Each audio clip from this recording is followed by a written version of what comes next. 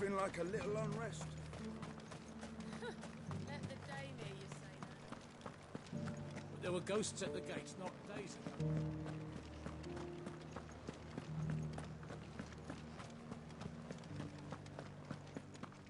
Those things I said before about not being able to fight.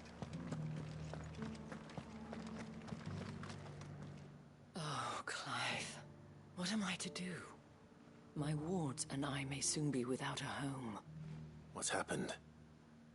The High Cardinal has descended from his lofty throne and taken up residence here in Northreach.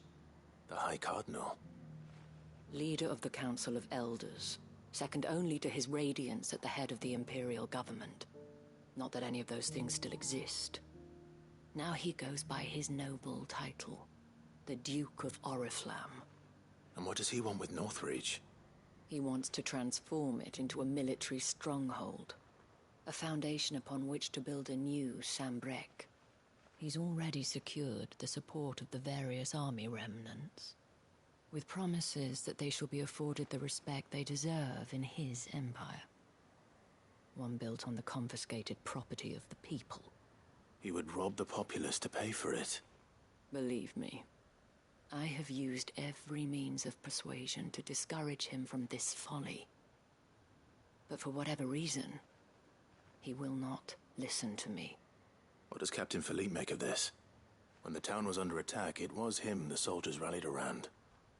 Couldn't he use that influence again? How? By speaking out against one of the most powerful men in Sambrec. A man whose stated aim is to revive the empire Philippe's comrades swore to serve, and to improve the soldiers' lot within it. The captain can offer them a regular supply of gruel, and an occasional trip to the Vale to help them forget the terrors they face each day. The Duke offers them a vision of strength and safety. No. Any attempt to incite mutiny would cost Philippe the support of his men, if it did not cost him his life. But given the mood around town, mutiny may yet be unavoidable. The people have little appetite for further deprivation, least of all when it serves only to elevate others. Who could blame them? Clive, would you appeal to the Duke on my behalf? For your services to Northreach, you have the respect of the soldiers, and they will take you to His Eminence if you ask them. And unlike Philippe, no bonds of loyalty prevent you from speaking your mind to the man. Well, will you try? You could hardly fare any worse than I did. I'll see what I can do. Thank you, Clive. Tell me then, where will I find this Duke of Oriflamme? In the garrison? Overseeing the troops, yes. All right. Wish me luck.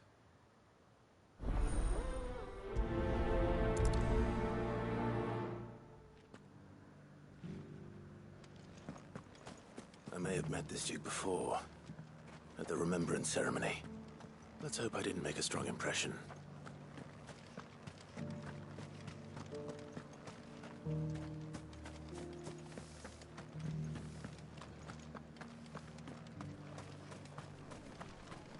As long as you remain, the Vale... Halt! Oh, sorry about that. You're the dame's man, aren't you? You got some business with the captain? No, actually. With the Duke. I was hoping I might be able to speak with him. We're under orders not to let any civilians pass. But you should be all right. His Eminence has heard all about you and your heroics. Wait here. I'll go and ask.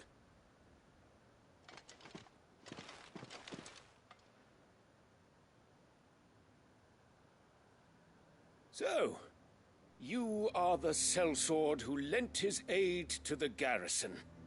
The Empire owes you a debt, and I shall see it repaid. But tell me, is it wealth that you seek, or favor? Neither, Your Eminence. I thought only to inquire about your plan to turn Northreach into a stronghold. Ah, I see. You are worried the expanded garrison will render your services redundant. Yet you needn't be. A proud fighting man like yourself shall always have a place here. Pride of place, in fact.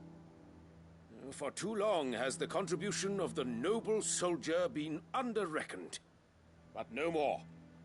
For it is they who shall see the Holy Empire rebuilt, beginning right here in Northreach.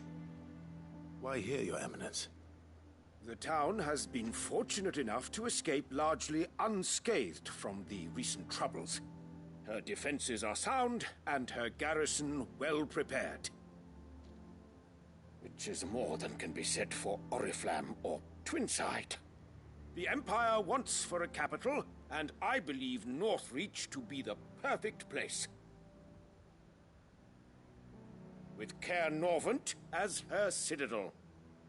Once we have seen to the refortification of both the town and the castle, we need only build a wall around both to create a city that would be the envy of the twins. Plans are already underway for the construction. Soon enough, these thralls shall learn that they are no match for the might of Sanbreque. I fear you underestimate how dangerous these creatures are, Your Eminence. Should they return in force, you will need all the people of Northreach to come together in defense of the town. Something they may be loath to do if they've been deprived of their worldly goods. The people will do as their leaders command. If Sanbreque is to be rebuilt, she will require a functioning government. One whose authority is beyond question. That is why this levy is necessary. So that any man who wishes to join the army might do so and be fed, outfitted, and paid as befits a defender of the Empire.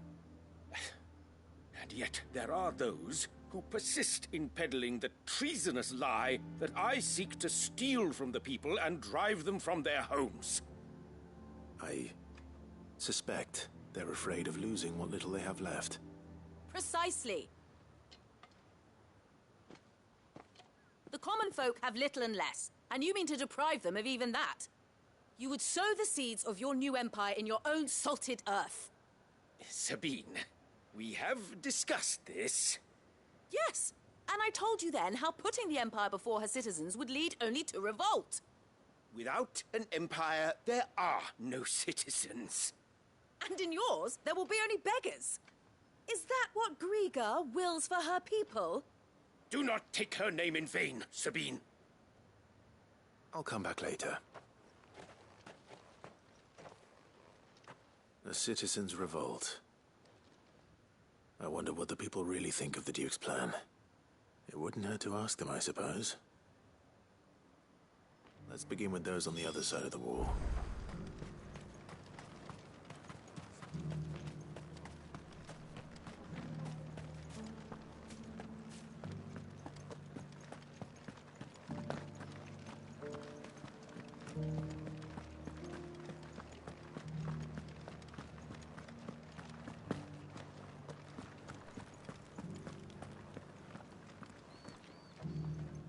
All right there. What is it you're after, sir? Just your opinion, actually. I wondered what you thought of the Duke of Oriflamme. Oh, him. Not much. None of us traders do. It's thanks to nobles like him that we had to set up shop this side of the wall in the first place. Couldn't have the rabble getting any closer to the holy capital, could they? And now he's trying to drive us out completely, threatening to take everything we got from us if we don't clear off. If the dame said she wanted him run out of town, I'd be straight through that checkpoint, tar bucket in hand.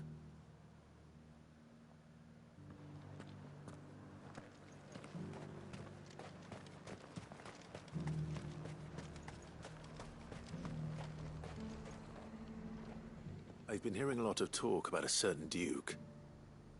Nothing good, I'll wager. Going around acting like he owns the place. And with hardly a word to the dame. This is her town, not his. I take it you'd rather she was in charge.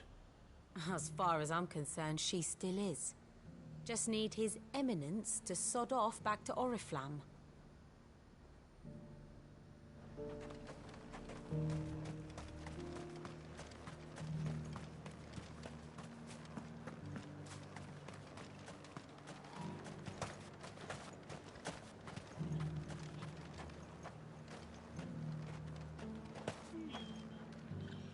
question, if you don't mind.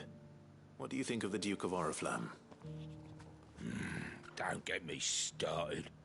You build a life for yourself somewhere, earning for some noble to turn up and tell you got to hand it all over to him. If he thinks his name and his chains give him the right to empty our purses, he's in for a rude awakening. We'll do whatever it takes to keep what's ours. Whatever it takes. Well, the people seem united enough. What about the soldiers?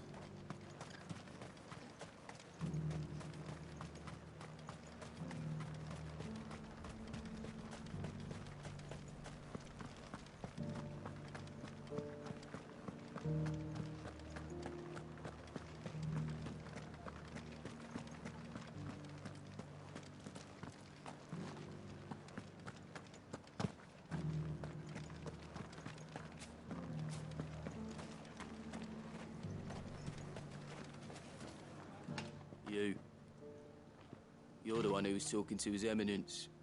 On the Dame's behalf, yes. I was trying to persuade him not to take the people's goodwill for granted, but it seems my words fell on deaf ears. What do you think of his plans? I'm a soldier, mate. He tells me what to do, not the other way round. Listen, I've got nothing but respect for the Dame, but I've got a family to look after. That's where my loyalties lie, not with the town or the Empire, but with my wife and children. If the Duke can get us cement and the equipment we need to fight off those blue-skinned bastards, I don't care how he does it.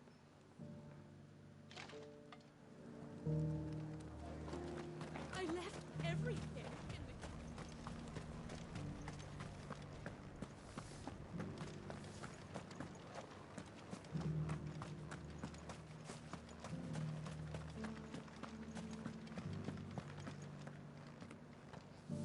Excuse me, do you have a moment?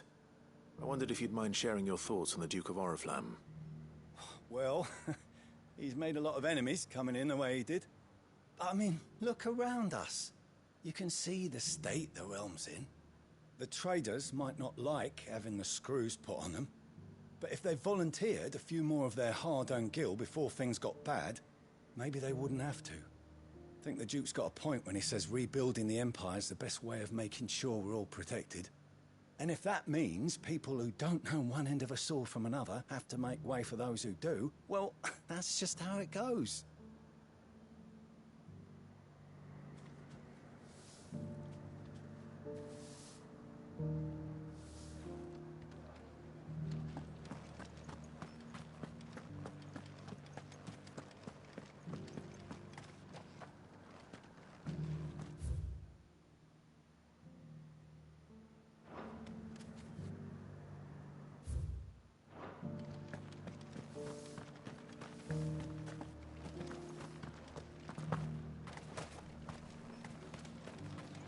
Sabine, you are embarrassing me.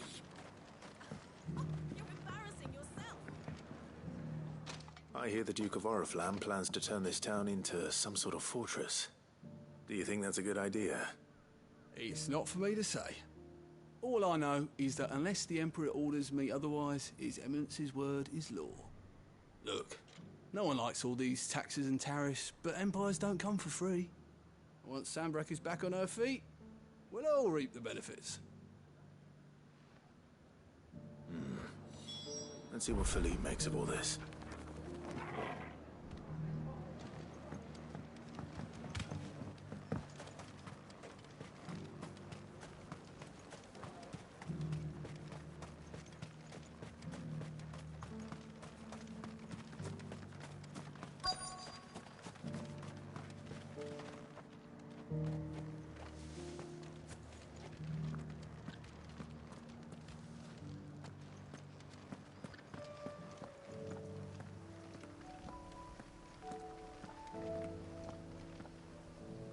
Captain, do you have a moment? For you? Certainly. Clive, wasn't it? Thank you for last time. How can I help you? I wanted to ask you about the Duke of Oriflamme. Do you intend to go along with his plan? But to tell you the truth, I'm in two minds. It's my sworn duty as a captain of the Imperial Army to obey his orders. But I can't say I agree with him. Philippe, I remember you saying that you became a soldier to protect the people you loved. The Dame included. That's right. I did. Well, she doesn't agree with the Duke's orders either. She thinks they could tear Northreach apart.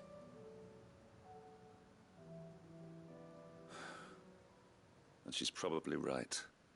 Thank you, Clive. I know what I need to do now. Protecting the people I love is what matters. Doesn't matter how.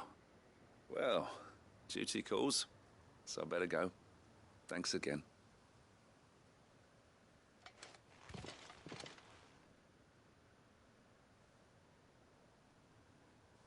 It seems Philippe wants to do the right thing at least. I expect Isabel will be pleased to hear that, if nothing else.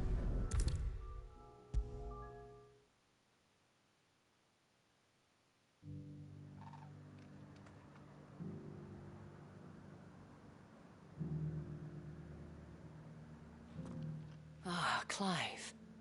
How did you fare? Were you able to speak with the Duke? I was, but...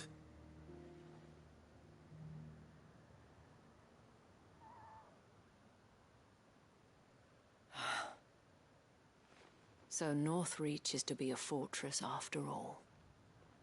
Well, it will certainly help to hold back the thralls. There's no denying that. Though I doubt it will come as much consolation to the townspeople whose worldly goods are confiscated to pay for it. They deserve to be heard, Clive. To have a say in this new empire the Duke means to build.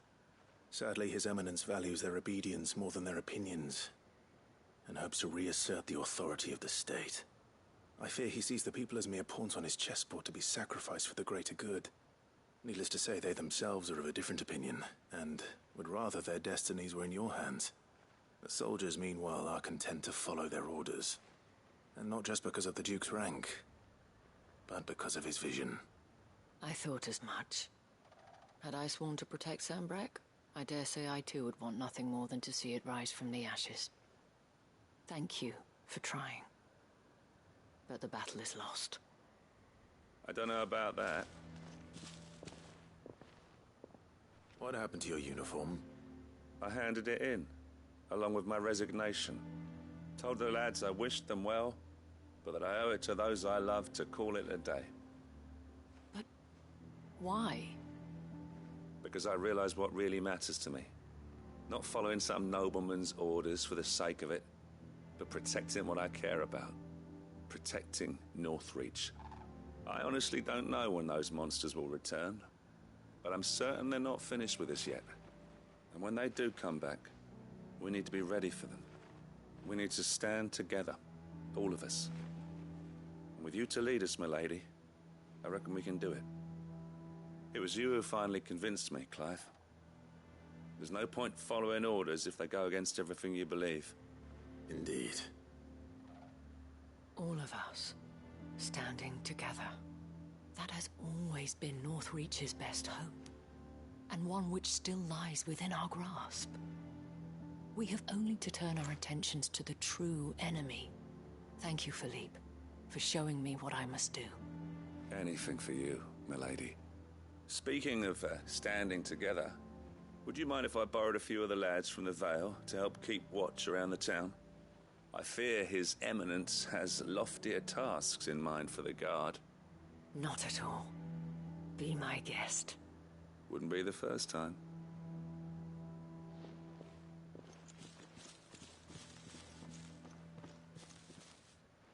There may be hope for Northreach yet. Especially with men like you and Philippe to champion our cause.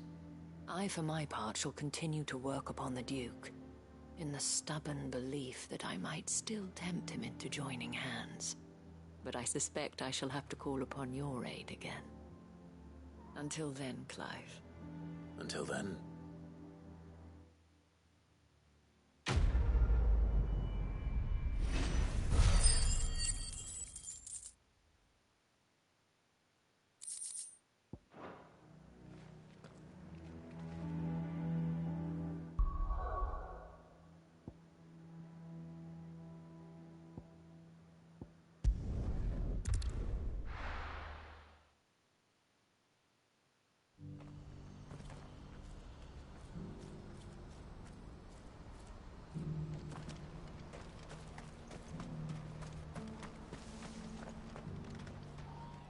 Ah, Clive.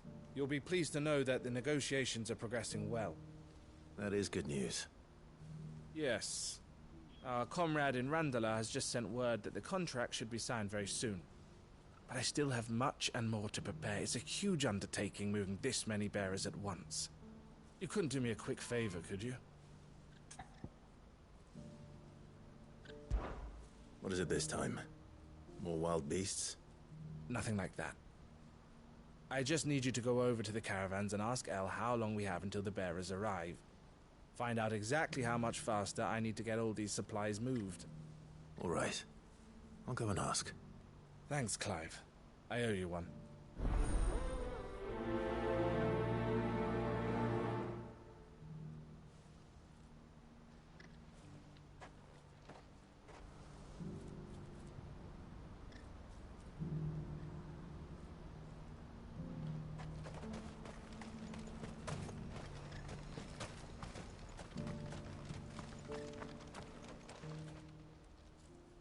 Don't blame yourself, El. This is their fault, not yours. I know, but... No buts about it, all right?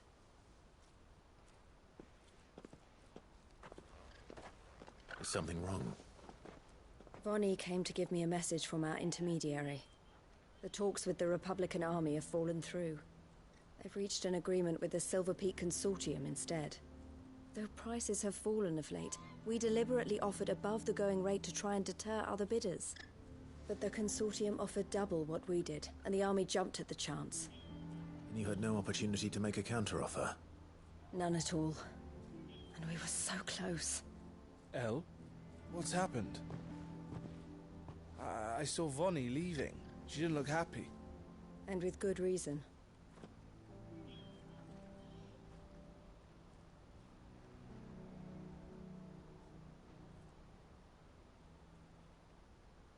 But I thought we were the only ones the Fist were speaking to about the bearers. How did the Consortium even find out about this? It's not so surprising. They have ears all over the Republic. This isn't over.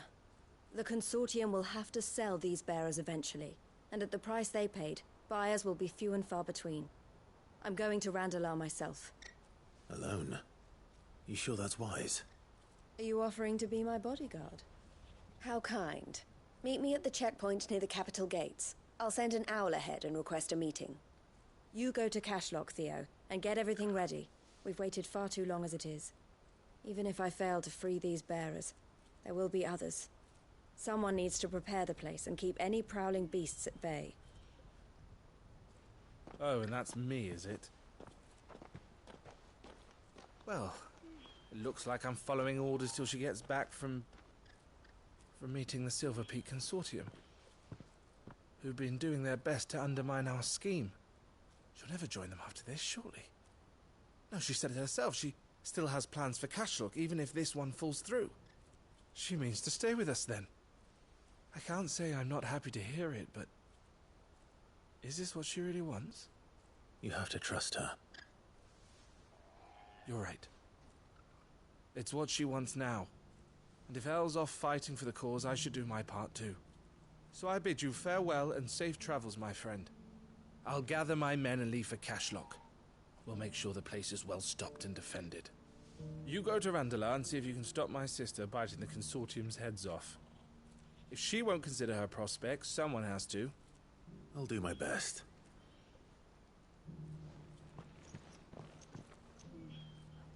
All right. To Randalar, then. And better not keep Eloise waiting.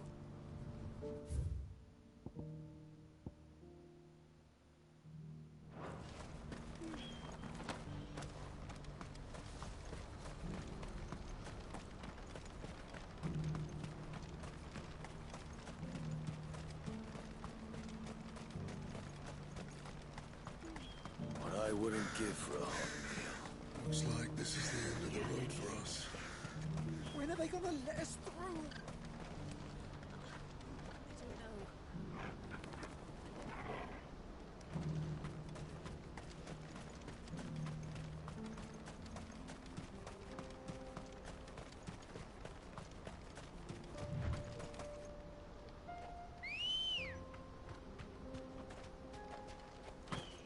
Come on. Yeah!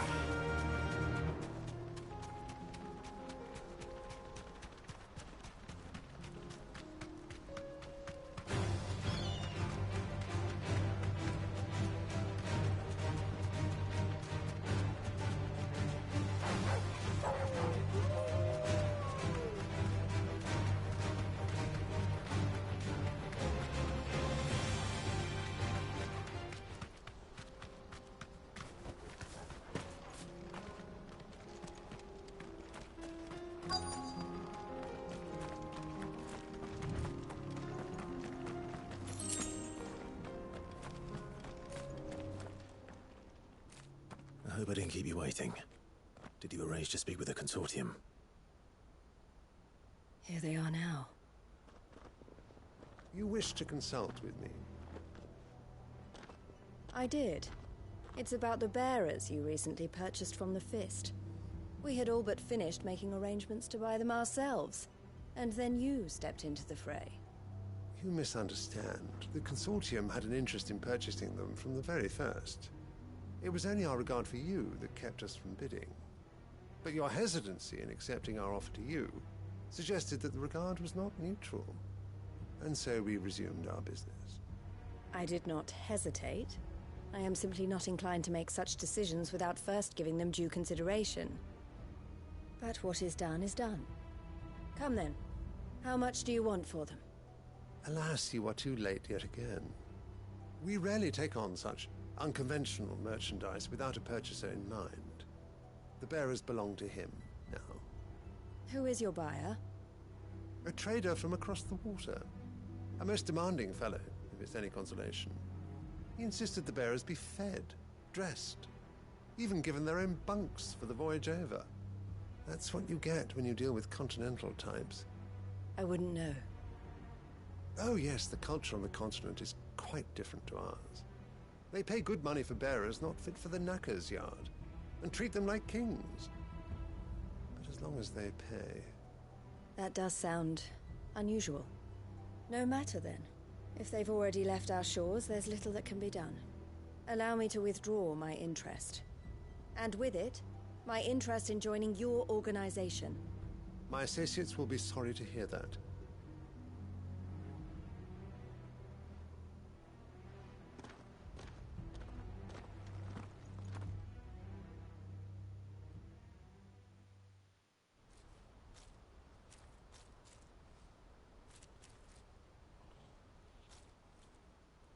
I'm sorry you weren't able to save them. As am I. But I only have myself to blame. He was right, you see. The Silver Peak Consortium did intend to buy those bearers before I did. Their representative hinted at a possible purchase when he came to recruit me. I feigned interest in joining them in the hope he might be encouraged to tell me more. And he did just that. As soon as he left, I sent my own offer to Randalar. So you never... No. I entertained the Consortium's proposal solely so I could learn more about those bearers. But I was a fool to think they wouldn't find out.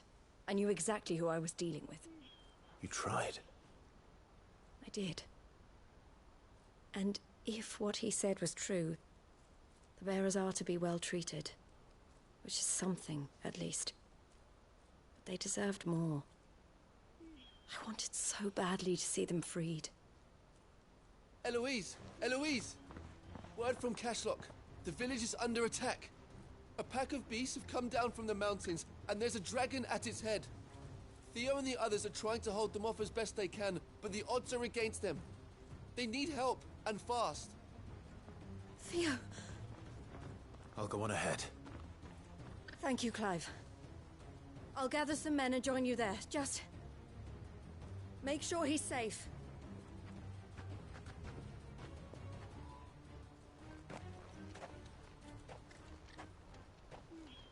Hold on, Theo. I'm coming.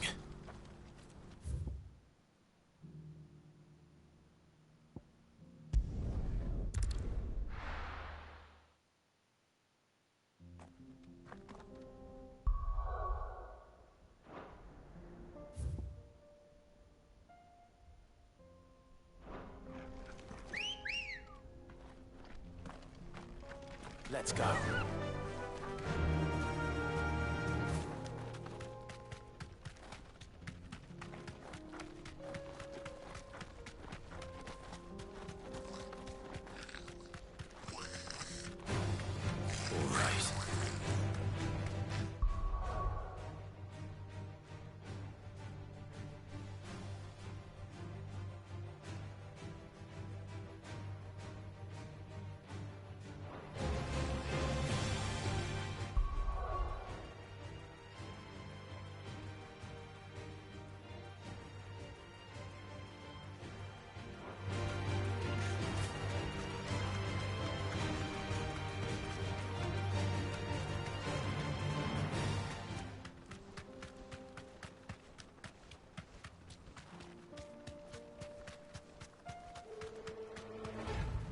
To the stables, girl.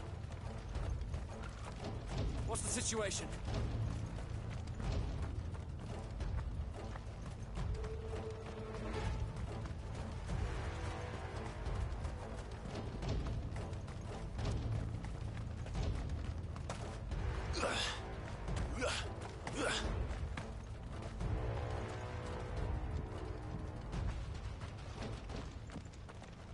Where's Theodore?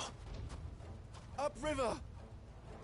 He led the dragon that way to keep it from the village, but the whole area's flooded with ether. We just have to pray he makes it out in one piece. I can do better than that. Torgal, with me.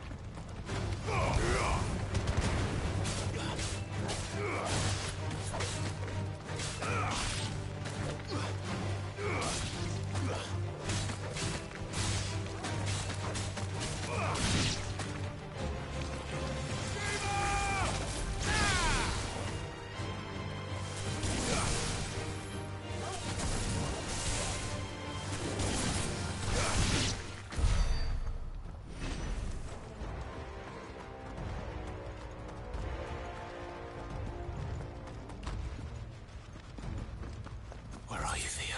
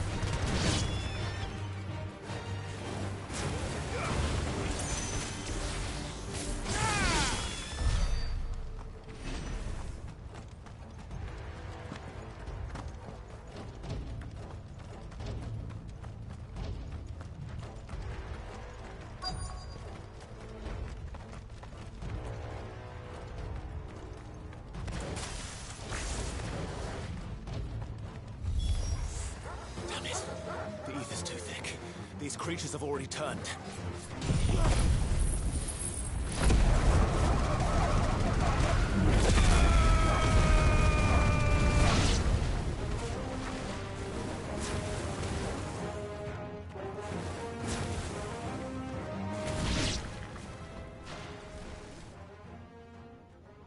I can't waste any more time. I need to find Theodore before that dragon does.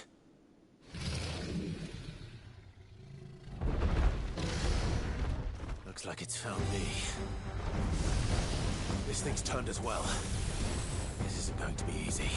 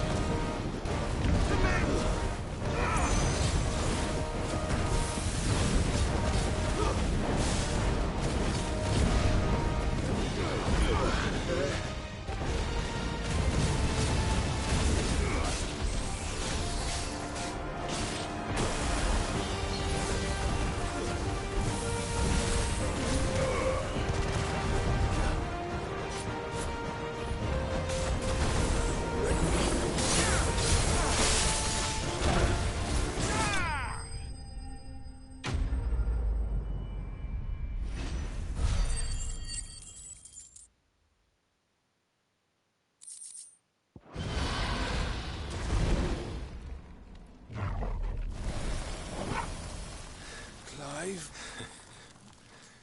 Theodore, you had me worried for...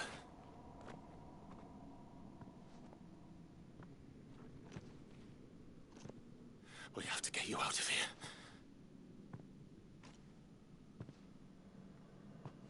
I think it might be a little too late for that.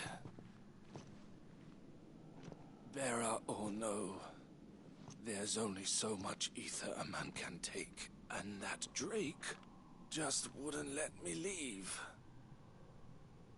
You have my thanks, Sid, for finishing what I could not.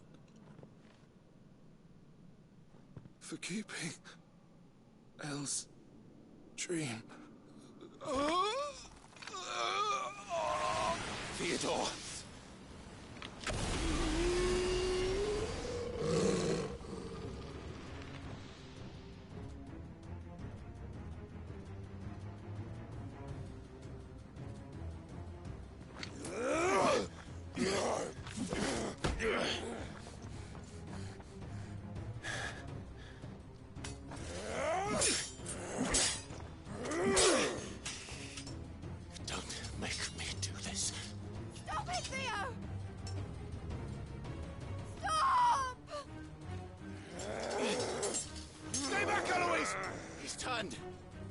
And so will you!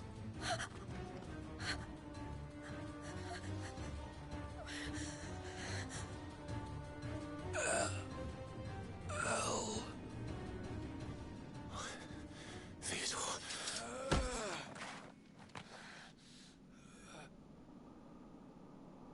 Take care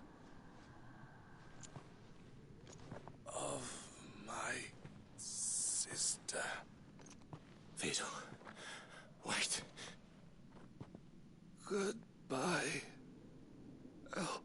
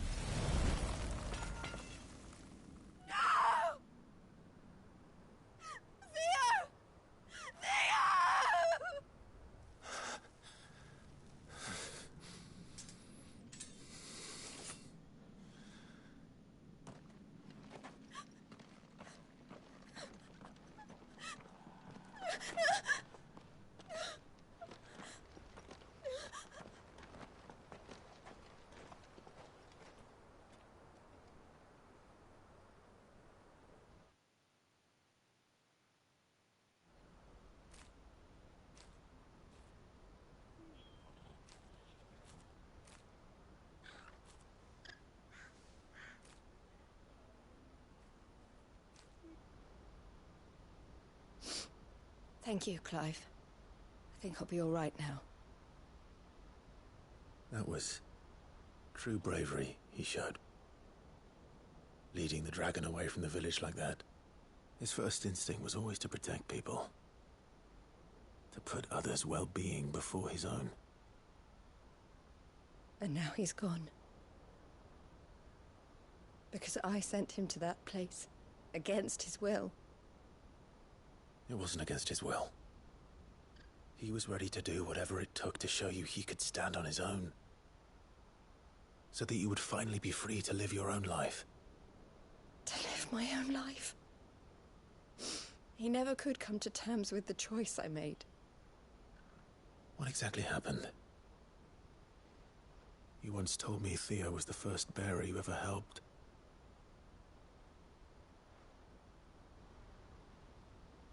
We grew up in Canva. We were born to one of the great trading houses. And I was chosen to inherit the family business. I had my father's head for figures, you see. Theo did not. While I studied the art of commerce, he played at soldiers instead. A late bloomer, in more ways than one.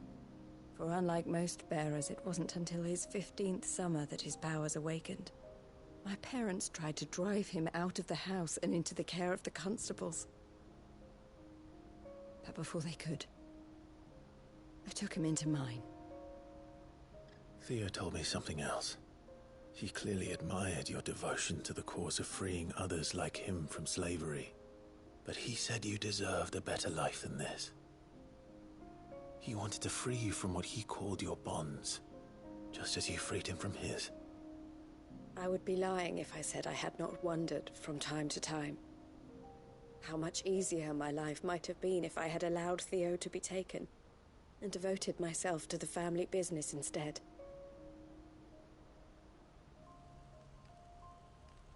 But I have never regretted the decision I made. Being with my brother meant more to me than tradition or reputation. I only had to look at him to remind myself of that night and the choice I made, and the fact that I would make the same choice again in a heartbeat.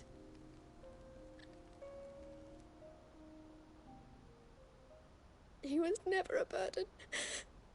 How could he even think that? If anything, I was the one who weighed him down. You weren't, Eloise. He said it himself, that he had always been grateful to you for saving him, and that he wanted to repay you by letting you live the life you were denied.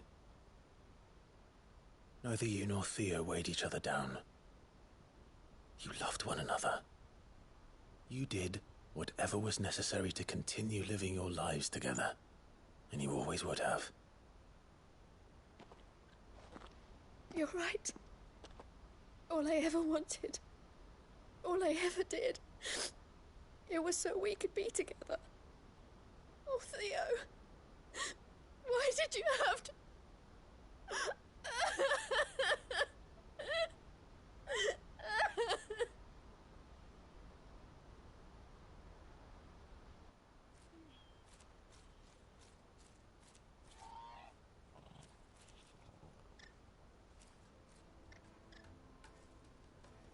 I know Theo wanted me to move on, but I'm staying here at the Crimson Caravans to continue our work.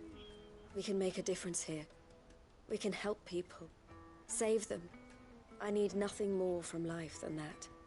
So I'll carry on doing what we do, ensuring that goods, people, bearers get where they need to be, bringing smiles to people's faces just like we always have, and to Theo's. Wherever he is. This is the life I have chosen. The life I will always choose. I've made a choice of my own, to continue helping you however I can. Whenever you need it. Thank you, Clive. Let's go on together then. For Theodore.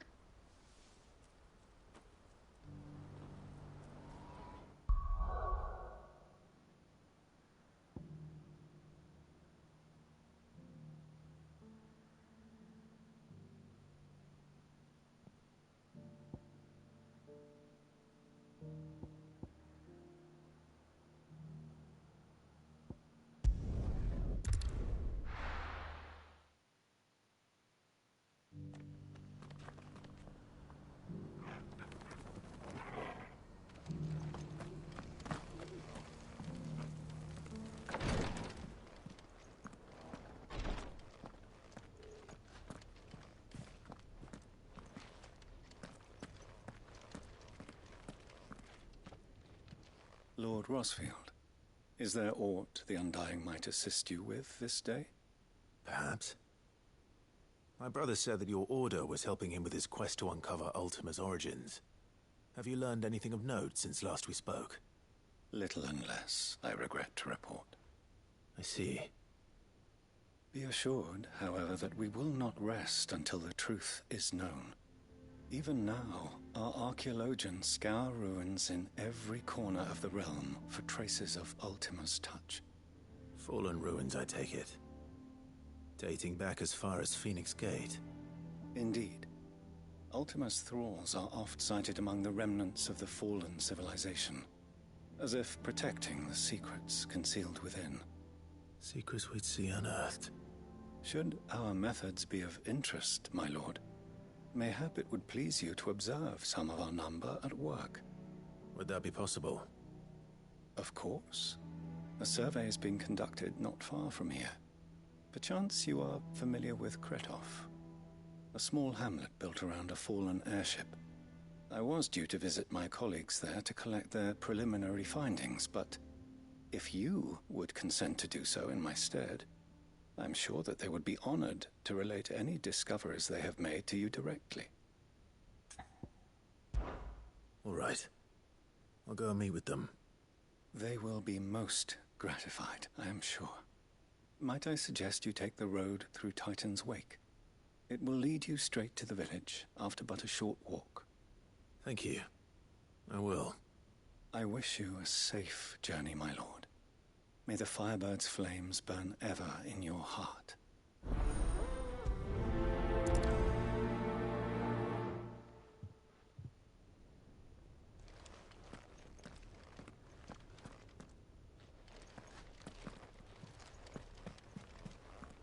A village built around an airship. Sounds like another Lost Wing. I hope the inhabitants are just as friendly.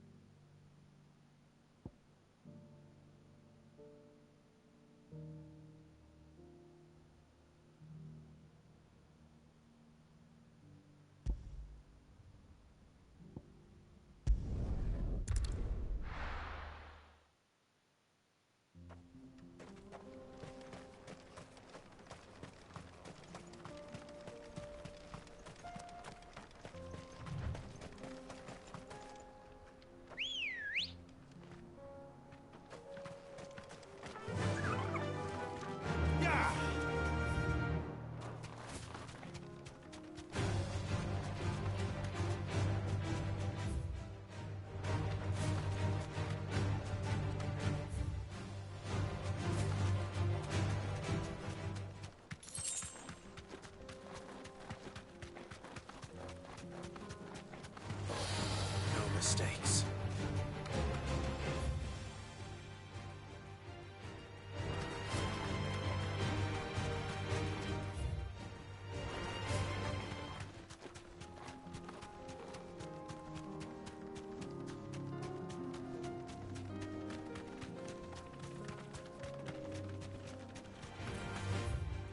I'll get surrounded.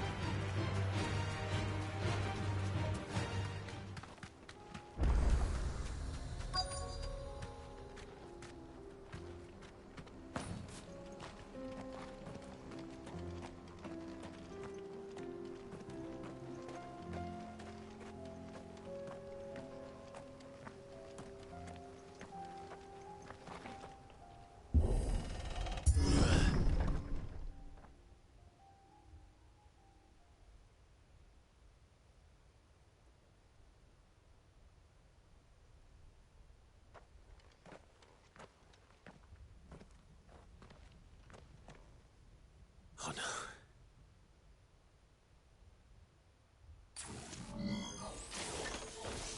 You'll pay for this. There may still be survivors.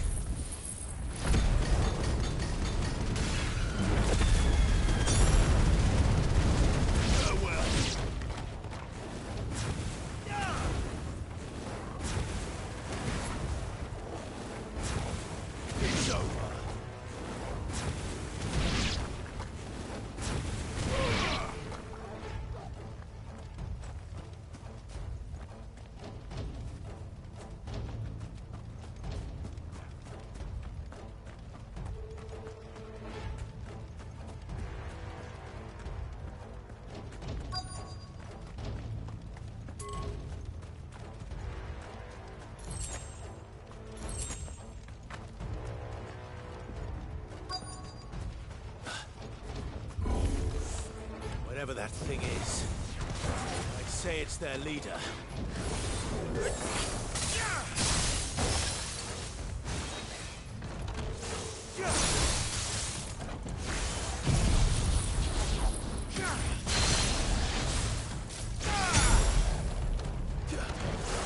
Too slow.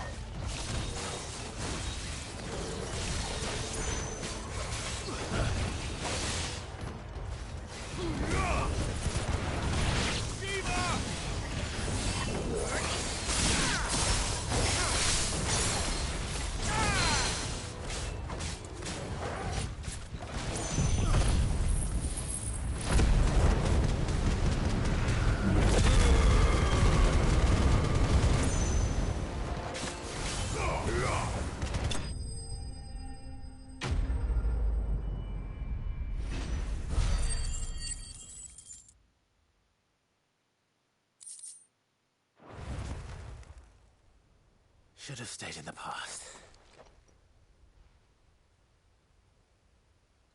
These must be Cyril's colleagues. You have our thanks, stranger. Who are you? Ah, forgive me, my lord. I did not recognize you. You are Lord Rosfield, are you not?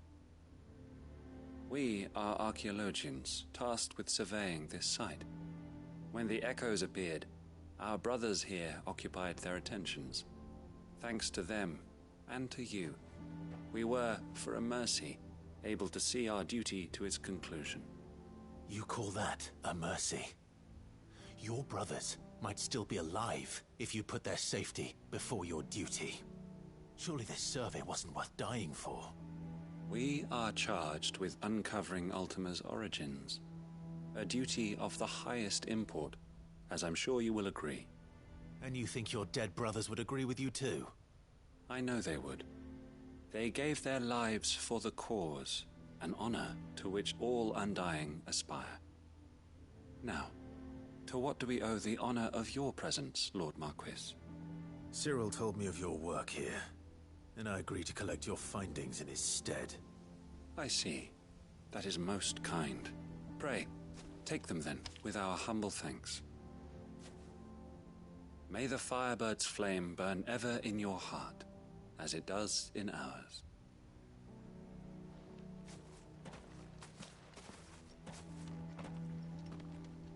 It's one thing to lay down your life for another, but for a survey... I suppose I'd better get this back to Cyril.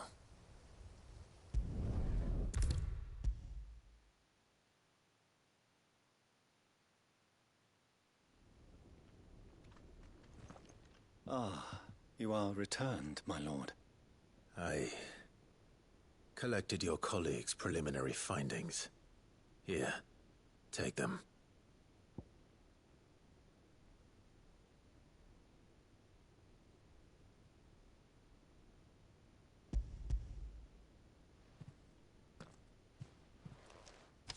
My thanks. I shall study them, and inform you forthwith if I discover aught that might aid you in your fight against Ultima. Cyril, your survey party suffered several losses in Kretov. Losses which could have been avoided, had the others not chosen to complete their work, instead of saving their friends. Were these your orders? No. This was their choice. Every Undying devotes his life to the service of the Phoenix. It is our sole duty, and should we die in discharging it, so be it. Even when death is avoidable. My lord, I fear that this is not a point over which it would be fruitful to argue. The Undying have served the Phoenix for countless generations, and your opinion of our methods, however earnest, is not like to change them. We live to serve the Phoenix. Our very order exists for that purpose, and that purpose alone. Cyril, I know that you and your brethren answer only to Joshua, but allow me to offer you a word of advice. It does not further the cause of the Phoenix to have his loyal followers surrender their lives without good reason. Provide your survey parties with an escort, that they might live to do their duty for years to come. Think not only of how you can serve the Phoenix, but how Joshua would want you to serve him. Please. For all our sakes. I thank you for your advice, my lord. If you will permit me to respond, our faith in his grace, Joshua Rossfield, is absolute. And we of the Undying will do what we believe is right to fulfill our duty unto him. As first shield to the Phoenix, I am sure you understand what it means to do one's duty. I do. Then we are of the same mind. And it is my hope that we may continue to do our duty together.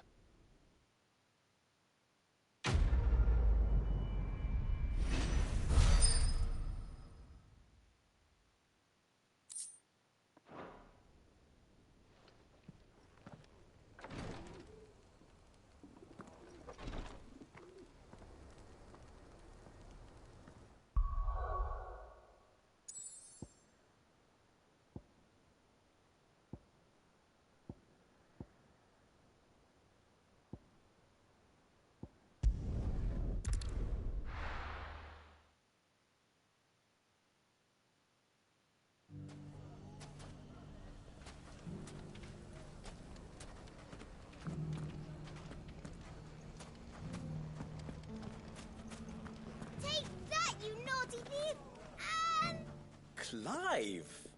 To what do I owe the pleasure? I just wanted to see how the town's been faring since you brought everyone together. Since we brought everyone together, all is absolutely wonderful. Conrad and Natalie's hands remain safely away from each other's throats, and firmly at the helm.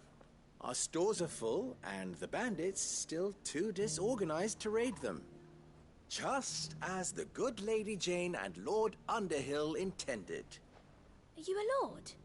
Lubor's going to be one too. They're going to make him the Lord of Dalimil, because of how he stopped all the grown-ups from fighting. It's the mayor of Dalimil, dear child, and the vote hasn't taken place just yet. But if the people wish me to lead them, I shall. And my first act will be to build a school so that menaces like you two learn not to interrupt your elders. Speaking of menaces, there may be a rather worrying one just over the horizon. May there indeed. I'm afraid the example Conrad and Natalie set in putting aside their differences and presenting a united front might have caught the bandits' attention. And they might have elected to take a similar approach. They have formed what one could call a League of Outlaws, and they grow more organized by the day. But we'll fight them all off just like last time, no matter how many of them there are. Won't we, Lubor? Of course we will. If we continue to work together, we can overcome any challenge we choose to face. The longer we avoid facing this one, the more difficult it will be, until the only way to overcome it might be to run for the hills. Our best hope is to nip these efforts at organization in the bud, by finding those ne'er-do-wells who have yet to join the cause, and ensuring that they never do. Perhaps a certain Lord Underhill might be willing to lend us his aid once more? How could I refuse? Thank you, my lord. Victor will fill you in on the particulars. I have him stationed by the desert gate, receiving and collating reports from my scouts. Such an amenable soul. He reminds me of you. I'll go and speak with him.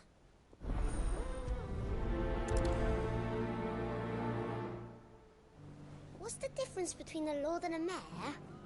That's easy. One of them swings... A League of Outlaws. Sounds like we have some competition.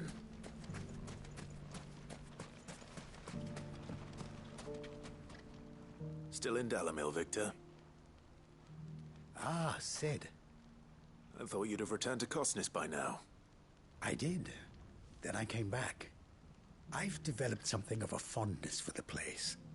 And having worked so hard to see it saved from one fate, it would seem remiss to abandon it to another. A sentiment Master Lubor certainly isn't shy about exploiting. Hence my doing his bidding yet again. You're not the only one. What does he want you to do? He asked for my aid in putting down the bandits. And he said that you might be able to help me find them. Then you've come at just the right time. I was on my way to speak with Conrad about how to organize our forces. There are more camps in the vicinity than we can safely strike at once. But we must strike together, and we must strike soon at as many camps as we can. We can't give this league of theirs time to rally its forces. All right. Which camp shall I take? There's one upriver. Just out there, across the dunes. Leave it with me.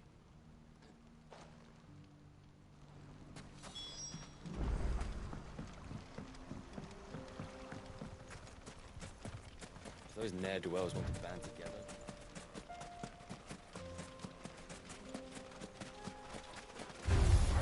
Time to fight.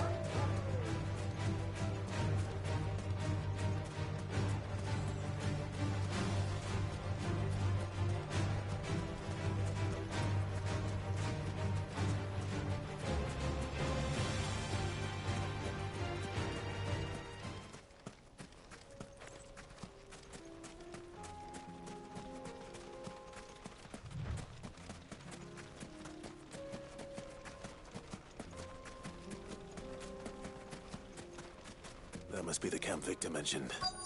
Come on then, Toggle.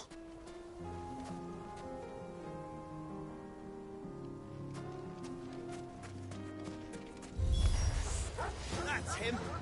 The one who killed Locke and Fingers!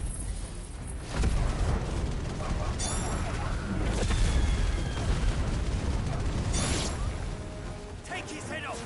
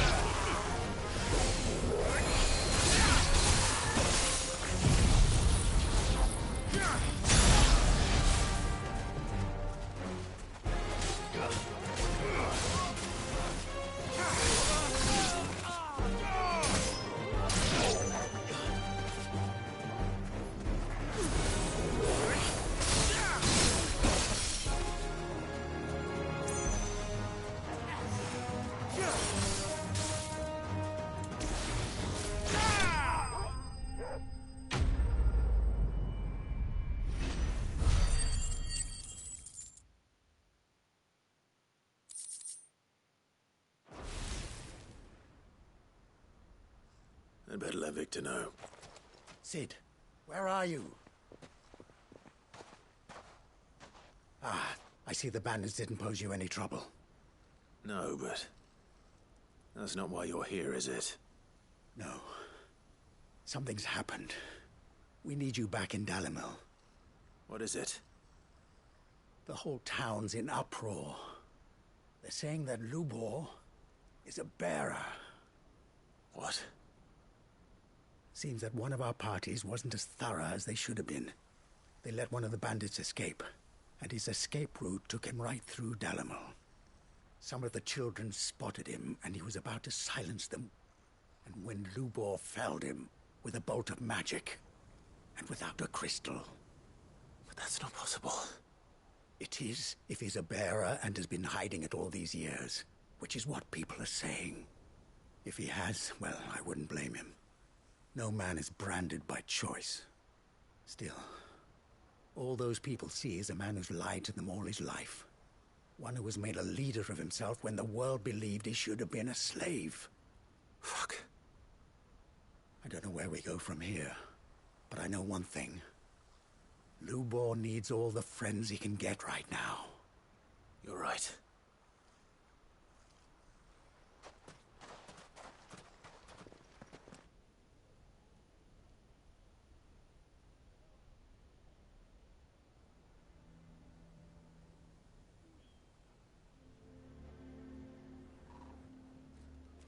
And now everyone knows.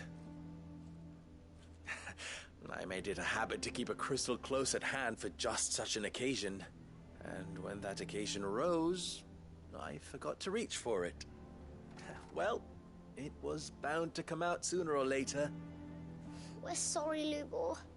We tried to keep running, but we just couldn't anymore. There's nothing to be sorry for. I rather enjoyed playing the hero for once. All that matters to me is that you two are safe. Look at him talking to his betters like it's nothing. All lies, I'll wager. Just like the ones he fed us all these years. Once people make up their minds, it's hard to change them. We need to do something, and quickly. Convince the people not to let their prejudices blind them. Convince them that nothing has changed. That their enemy lies outside these walls, not within them. You're right. We should speak to everyone. I'm glad you agree. I'll handle the townsfolk. I'm a Dalmec born and bred. They listen to me. You head to the tavern. Make Conrad and Natalie remember who Lubor really is. They know that Lubor and I are friends. I might not make for the most impartial of interlocutors. Lord Underhill of Randalar's League of Merchants, however, is a trusted and impartial mediator of note. I'll do what I can.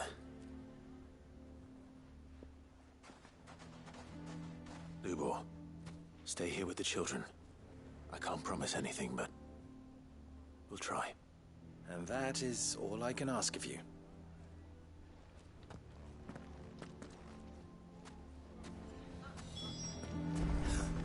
Why are you taking the bearers? Why do they always have to make such a fuss out? He knew all along that he was playing us for fools. And we fell for it. Forgive me for disturbing you, but could I have a moment of your time? I've seen your face before. As have I. Lord Underhill, wasn't it? Of the League of Merchants. That's right. I wanted to speak to you about Lubor. The rumors that he's a bearer. All true, I'm afraid. He'll never be mayor now. Not if I have anything to do with it. But what of his wares? Bearer or no, his steel is highly valued throughout the Republic. In this at least, he's done the town a service. Might that not earn him a little leniency? Leniency? He pretended to be one of us when he was laughing behind our backs all the while. I'm sorry, my lord, but he lied to us. He lied to you. He cannot be trusted. So what do you propose? Will you drive him from his home? Close his forge? Perhaps. That is a question for the people of Dalimil, and they will thank you not to get involved.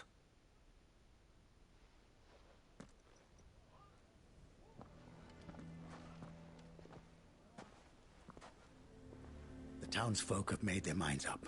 There was nothing I could do. Nor I. Conrad and Natalie refuse to consider anything but their own wounded pride. You never know. Once their anger is cooled, they might see things differently. For now, we should report back to Lubor. All right.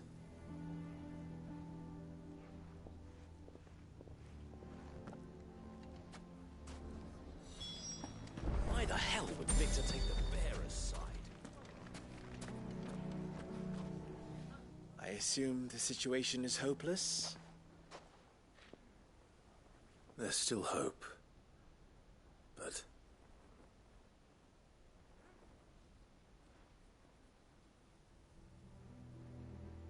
But perhaps not in this lifetime, I think it's fair to say. You mustn't think like that, Lubor. Give them time. They'll come around.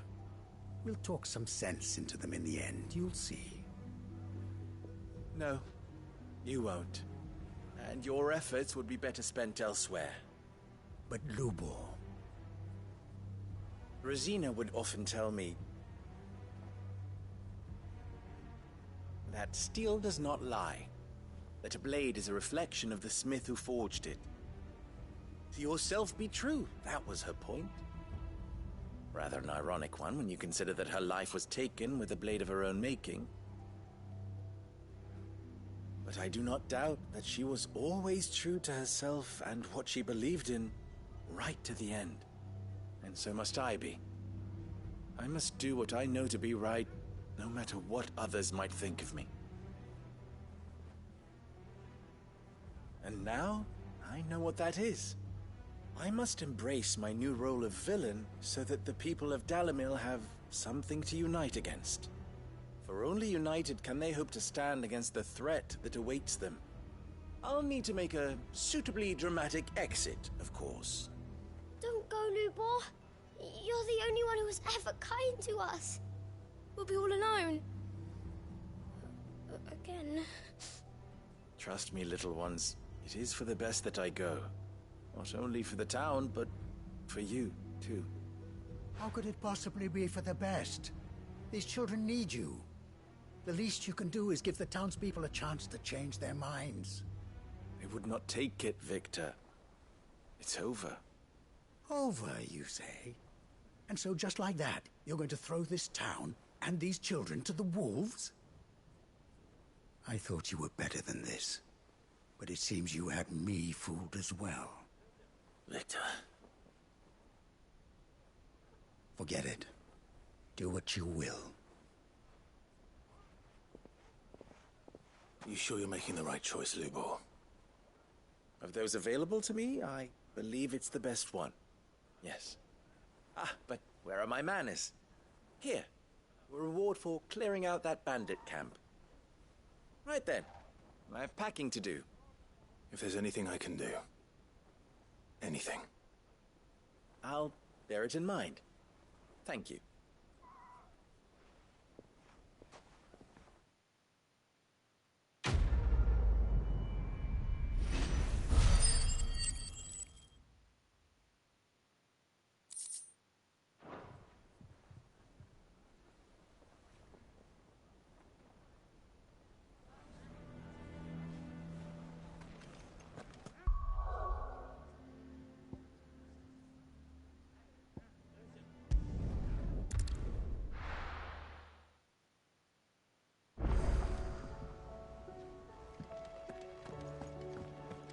Come back.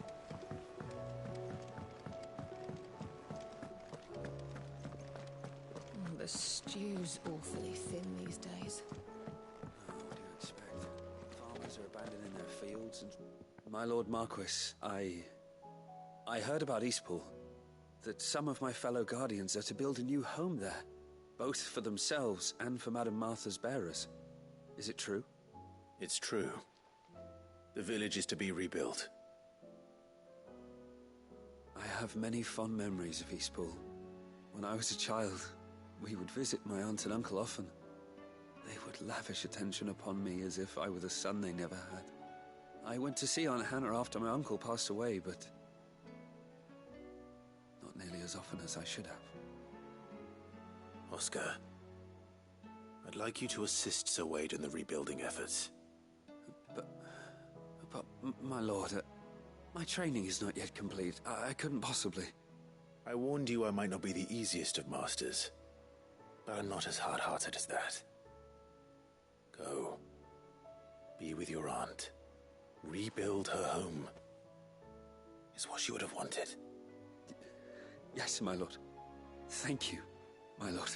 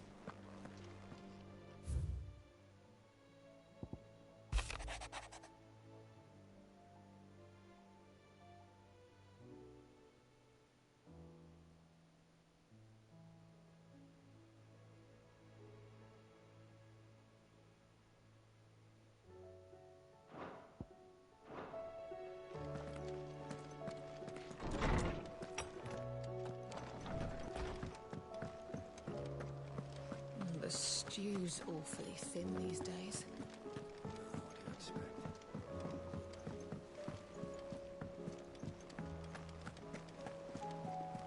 Covered in nicks and lumps, the lot of them. It's a wonder they can still walk.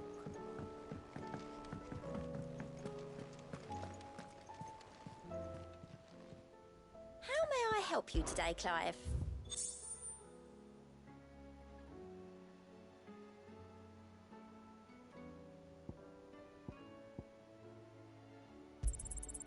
All yours.